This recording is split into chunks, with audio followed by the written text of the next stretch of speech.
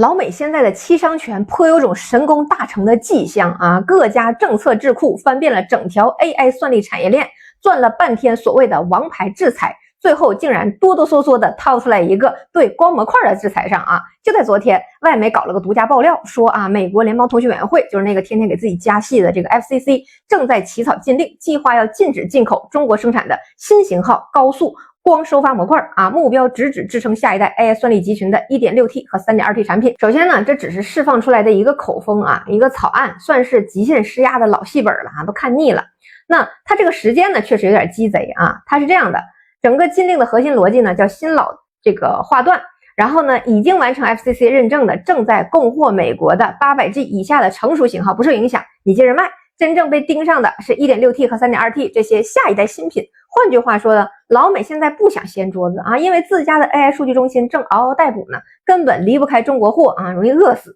但现在呢，他又想把未来技术迭代的主动权啊强行攥在自己手里，这个时间点就选得很有意思了啊！今年2026年恰恰是全球光模块迭代的关键节点。800G 进入部署的峰值， 1.6T 开启商用元年， 3.2T 完成技术验证。北美4大云厂商啊，亚马逊、微软、谷歌、Meta 的下一代集群采购决策全挤在今年的3、4季度。禁令要是年底落地，刚好就卡在了交货的前夜，这是想给咱们的技术升级啊踩急刹车。再叠加今年11月啊，美国的中期选举，对华强硬可能是他们两党政客仅存的共识牌，用一个没有落地的禁令向选民交个差，还能试探我们的产业底线，顺带打乱啊我国企业的海外扩张节奏。这个政治算盘打的是噼里啪啦的响啊，堪称一笔低风险高收益的买卖。很多人呢把这次禁令和今年4月落地的 FCC 的认证新规混为一谈啊，这两个不是一回事儿。4月那是抬高合规的门槛，不让你用国内实验室检测，逼着你去美国做认证，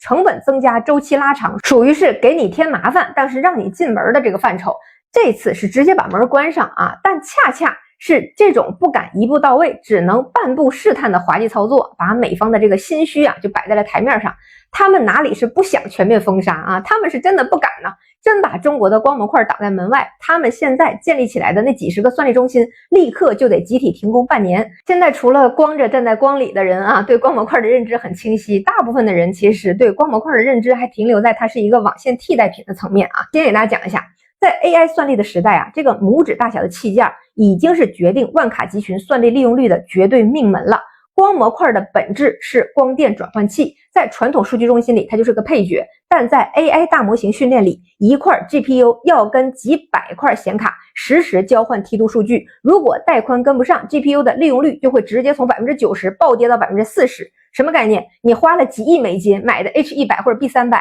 因为光模块拉胯，一半的算力啊就没了，烧了哈。行业里有个特别直观的数据，就是万级的 AI 集群 GPU 和光模块的配比啊是1比 2.5， 到了10万卡级别就飙升到了1比5，要是30万卡以上的超大集群，每块 GPU 得配8个以上的光模块。你看英伟达最新的这个 GH200 啊，超级集群全光网络架构下，那个配比更是达到了惊人的1比9啊！从成本上看，那也是颠覆性的。以前光模块只占 IT 总投资的 5% 左右，现在在 AI 集群里面直接窜到了 15%到20%。Meta 的训练模型用 H100 加 800G 的方案，光模块投资占比达到了 18%。如果算上交换机的端口，在网络设备投资里面，光模块占比高达 85%， 交换机反而成了陪衬。打个最简单的比方啊，如果 GPU 是 AI 算力的发动机，光模块就是连通所有发动机的输油管，管子不够粗啊，这个马力再大它也是白搭，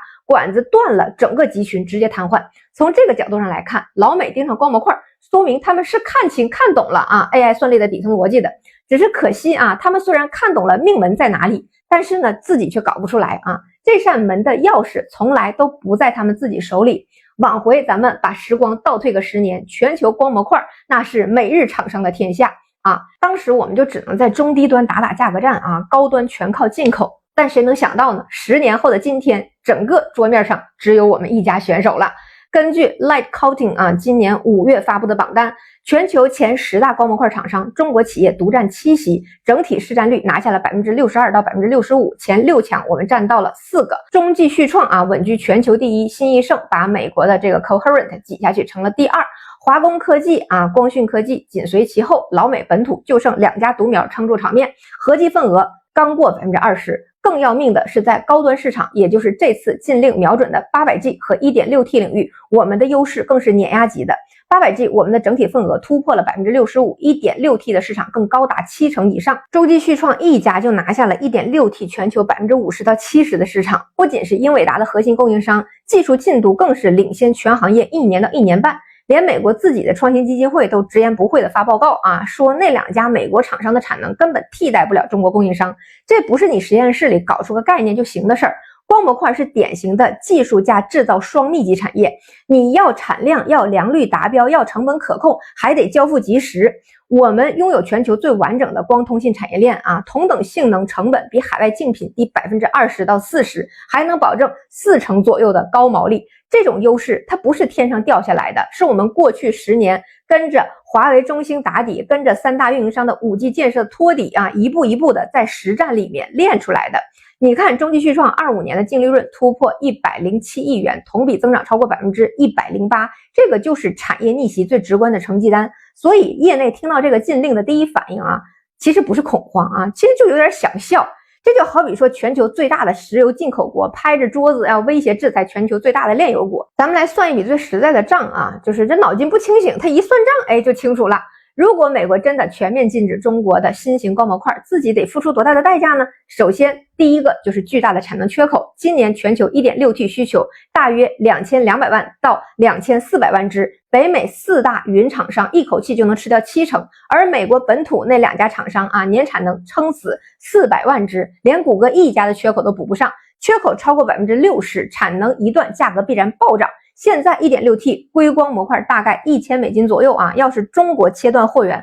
保守估计涨幅40%以上，极端情况下得翻倍。别忘了光模块啊，这个占 AI 投资近20%，光模块涨价40%，整个数据中心的建设成本直接就要上浮6%到8%，一套10万卡的集群，老美就得多掏10几亿美金的冤枉钱。比涨价更致命的是交付延期。AI 大模型的竞争那是按月按周算的，每晚交付3个月啊，这一代模型的迭代窗口可能就全错过了。第三方机构都急了啊，说这可能会导致美国下一代集群上线啊，推迟多个季度，一天烧几千万的赛道，推迟1个季度的损失就是光模块成本的10几倍。今年4大云厂商资本开支突破了7100亿美元，钱都规划好了，现在跟你说缺货还涨价，无论是压缩规模还是推迟上线，都会直接拖慢美国整个 AI 产业的扩张节奏。所以最先跳出来造反的一定是美国自己的企业。25年他们对中国的光模块加税，没多久就乖乖的弄了个豁免名单嘛，就是因为云厂商集体抗议，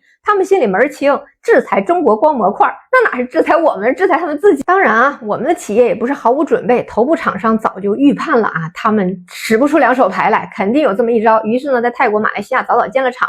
中际旭创呢，在东南亚的产能早就已经可以承接30%到50%的北美订单了。信义盛、华工科技也都在加速扩产。就算美国限制中国制造这个标签啊，东南亚厂区生产的同款产品合规出口也完全不受影响。说白了，这纸禁令折腾到最后，唯一的成果就是把我们产品的标签从中国制造换成了泰国制造，技术还是咱们的，产能还是这一群人的，唯一改变的是美国云厂商要多掏30到40亿美元的溢价来为这场政治作秀买单。这里哪里是欺商权啊，这里这有点是服毒自尽的意思了。面对这种无理取闹，当然我们也不可能只是在旁边看笑话啊，咱们手里的牌比很多人想象的还硬得多。最直接的就是两用出口物项管制啊，24年底我们的条例就落地了，25年10月又发布了关键物项出口许可管理。虽然光模块现在还没上清单，但政策工具箱早就预备好了，只要美方敢升级制裁，我们顺手就把高速光模块纳管，完全符合国际通行的对等原则。你卡我芯片，我就卡你的组网，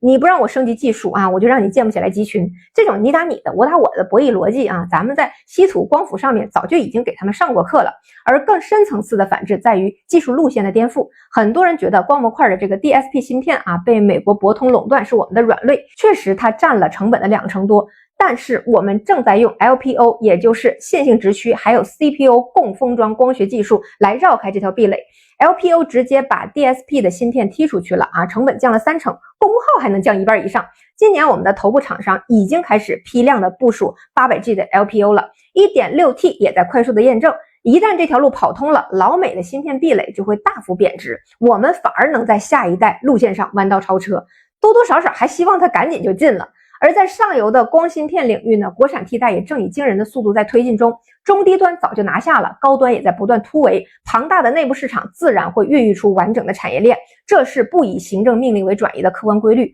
很多人总觉得科技战是单方面的，我们被卡脖子，但到了光模块这个赛道，牌桌两边其实是各有各的筹码，你有你的芯片壁垒，我有我的产能护城河，你能给我设认证门槛，我就可以给你画出口红线。当一个先进的经济体开始用行政手段强行干预正常的生产分工的时候，其实也就意味着他们产业控制力的不断瓦解。回到那枚指甲盖大小的光模块，它之所以成为博弈的焦点，其实就反映了一个很朴素的逻辑嘛。当我们在制造业的泥泞里摸爬滚打了10几年，把规模、成本、交付和迭代稳健度做到了极致之后，其实外人就无论如何也夺不走我们的产业话语权了。老美可以起草1万份禁令，可以把所谓的国家安全口号喊得震天响，但改变不了一个鲜明的事实，全球70%以上的高速光模块就是中国造的，下一代 AI 算力的建设节奏就是攥在中国的产线上，整个科技链条都在深深地扎根于我们的本土。